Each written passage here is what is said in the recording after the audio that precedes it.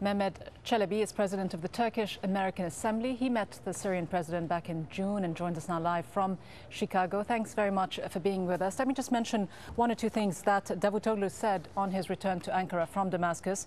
He said that we hope that some measures will be taken in the coming days to end the bloodshed and open the way to a process for political reform. The question is Turkey changing its tone? Is it softening its tone toward Damascus? Or is the foreign minister essentially, has he received possibly strong assurances from Bashar al-Assad that Syria will act on some of these promises, perhaps, that it's made to Ankara itself?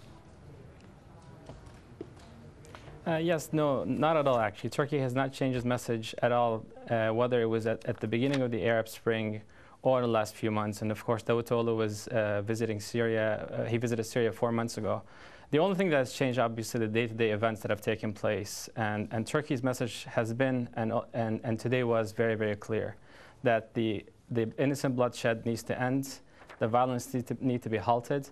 And along those lines, if there are militants among those demonstrators, there needs to be a distinction between the demonstrators and innocent civilians, of course, and the militants. It doesn't seem to be very clear, because on the one hand, the foreign minister says, we hope measures will be taken to open the way for political reform. At the same time, he says, we hope for a peaceful transition process, which will end in the Syrian people determining their own future. Is there no contradiction?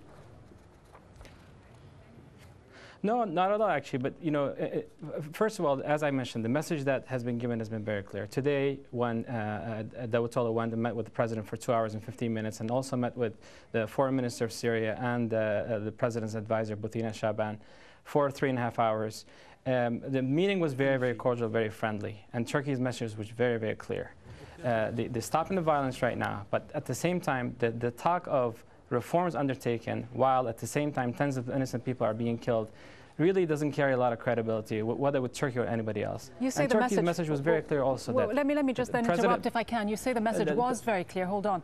But what does Ankara ultimately want? Because ultimately everyone wants to see the bloodshed end. That isn't really the question, is it? The question is, how can the bloodshed stop and how can law and order be restored? Does Ankara see that the stability of the country requires Assad to remain in power or to leave or even pave the way for his departure?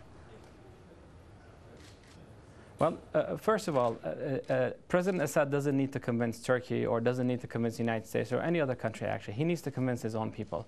As long as there is that sort of a credibility issue resolved, I think that's part of the resolution of the problem. Second of all, in terms of certain measures to be taken, today's meeting, where messages from both sides are relayed in a very friendly manner, as I mentioned, very clearly, we seem to have had some sort of some conviction, at least, that something will be taking place over the next few days. And that's why Foreign Minister Davutoglu's message was that we will see, hopefully, some change in the next few days. Whether they happen or not, obviously, is up to Syria to decide on this. But, you know, the other point that we said was, remember, there's a lot of misunderstanding between Turkey and Syria right now, and in a way that I never saw. As I mentioned, I visited President Assad at the end of June as a part of an invitation by him. And the hostility, almost hostility towards Turkey was something unprecedented, at least in the last 8 years. So there's a big misunderstanding, especially Prime Minister Erdogan's message the last few days in terms of Syria being an internal matter for Turkey. That was clarified.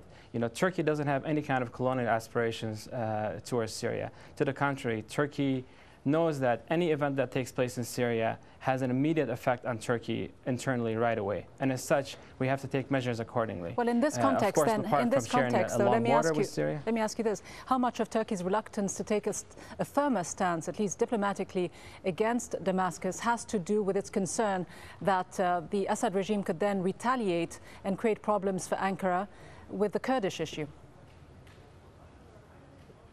No, I think Turkey is very capable of protecting itself and taking any countermeasures if that's the case, you know, as it has in the past.